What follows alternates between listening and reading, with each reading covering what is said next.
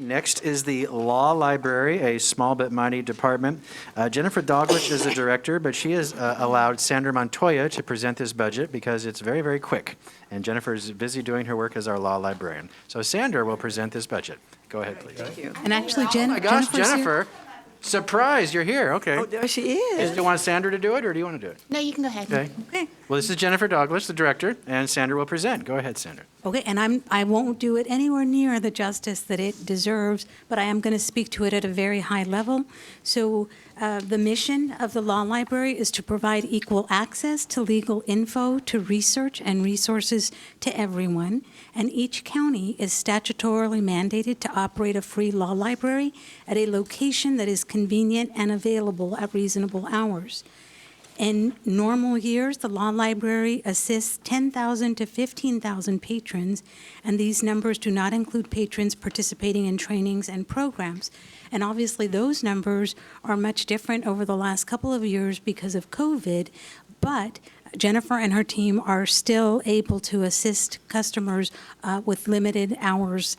And one of the things that I wanted to point out about this department is it is all state funded. So just about every dollar of revenue that they receive, it comes from the state with a small amount from revenue for charges, things like photocopies or faxes just got eliminated last month, but also services that they are providing to the public, and most recently was a new service of providing legal forms, and that was brought to the board at the beginning of May, and thank you for approving that change, because that is going to provide a new source of income to the law library and help mitigate their trend of having reduced fund balance. So that is one of the biggest concerns in this budget, is that the state dollars seem to be dwindling. So if we look at the trend over time, the amount of revenue coming into this department has been steadily decreasing, and the way that Jennifer has mitigated that is by cutting back on part-time hours. So you can see there's not a lot of staffing in this budget, 2.4, and Jennifer looks at the revenue that is being generated from month to month, and she adjusts the hours of the part-timers accordingly in order to come within budget.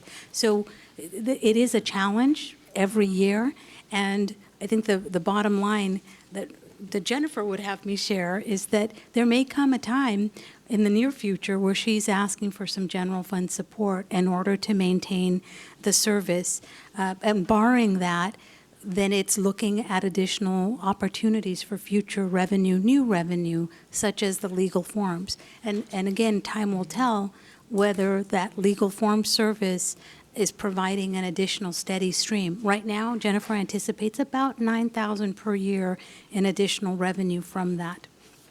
And so now if I take you to tab 26-7, then we can go over the summary of revenues and expenses.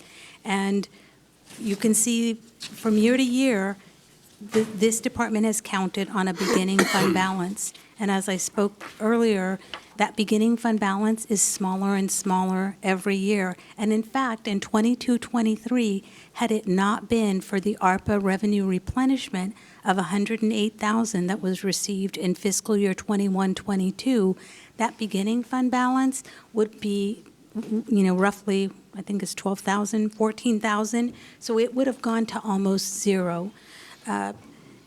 The revenue for the year, total revenue is anticipated to be $482,000, and the operating expenses of $454,000.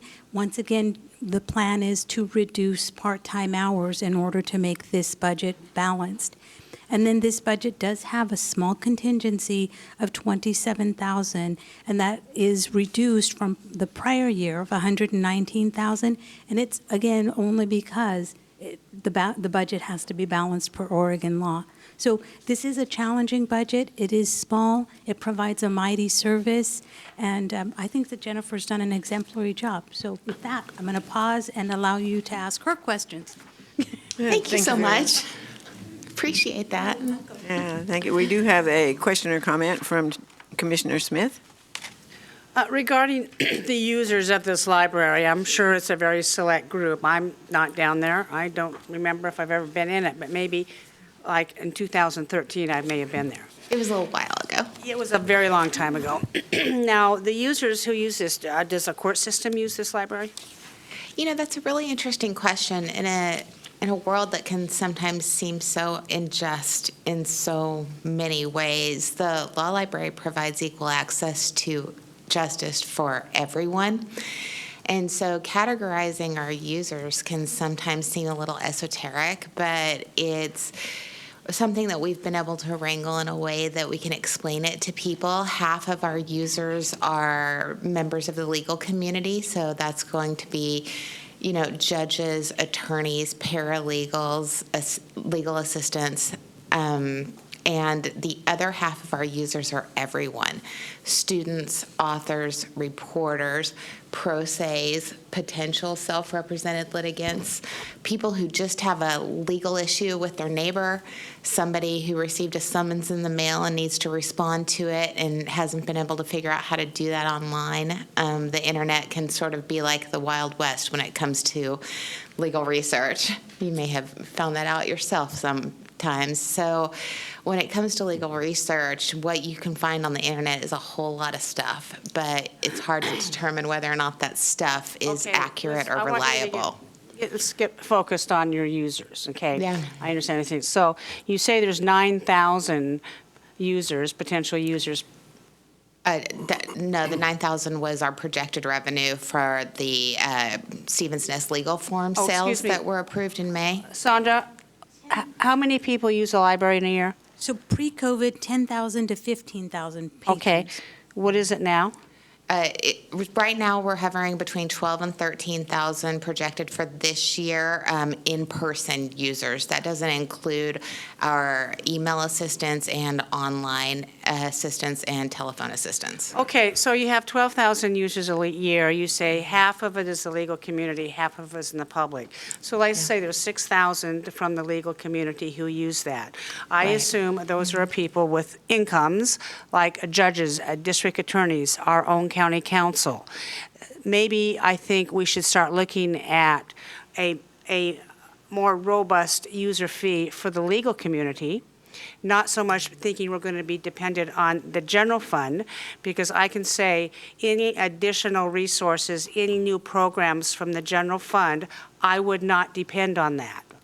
I think as the law librarian and the legal beagles out there, you need to go to the legal community in whole and say that there's probably not much will for this Board of County Commissioners for future revenues to be reimbursed from the general fund, and they need to come up with a plan to save the law library that they use.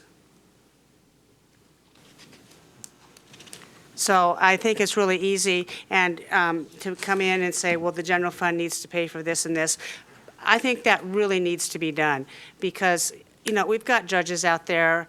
We've got programs. There's money built into programs for both the DA, the justice system, and even when you hire a private attorney, you know, your clients are dinged for that. So I think that's really a question that needs to be asked. I don't know how you're going to do it, but I'm sure you're smart and innovative. Thank you. Thank you. Mr. Cernach and then Commissioner Fisher. I don't know if I just couldn't find it, but what's the approximate breakdown between state funds and the fees charged?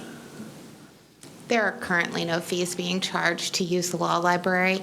Almost 100% of our revenue comes from what used to be referred to as pass-through fees from the Oregon Judicial Department. Okay.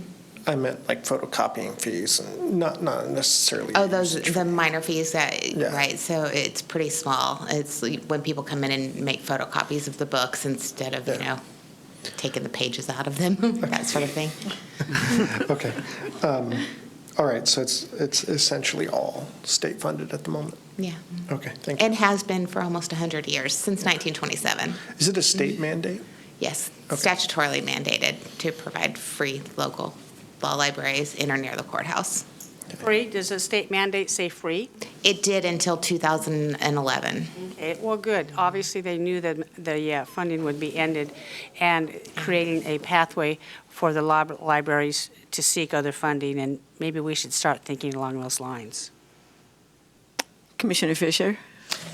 Yeah, so I'm just looking at this budget, and I see that it does not, there isn't any general fund allocated to the law library. Not yet. No. Okay, so I'm just confused about, is there a proposal for the general fund? No. So I'm just concerned, I'm just confused as to why we're having a conversation about general fund. Can I mention that? Oh, yeah. She said in her presentation that the fees were outweighing the income coming in from the state of Oregon, and for the future, she may ask the general fund to supplement the revenue. I'm saying in the future, the general fund will be very limited to new programs, and today, she needs to start figuring out, is there a way that the legal community can help chip in and pay? And at over, see how many users were there? 12,000 users total. Half of those users are 6,000 from the legal community. The fee would not be exorbitant for each user to use the law library. I mean, it could be, I don't know what it would be. Let's say it's a $100 subscription fee a year from the legal community per law firm or per judge or whatever. I think there's a way to get there without, because she's smart enough to realize that the funding is going to be going down and costs are be going up. So I think she can go out and maybe, create a program. Thank you, Chair Smith. You bet. Tolling. Tolling?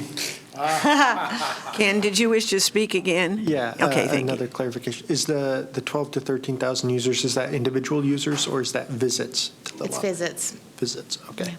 Thank you. Okay, thank you. Thank you, It's Commissioners. always, yeah, good to see you, good to hear about this. I didn't even, until a few years ago, I didn't even know there was a law library, so. That's good. I'm It like means you you, didn't need it. Oh, no kidding.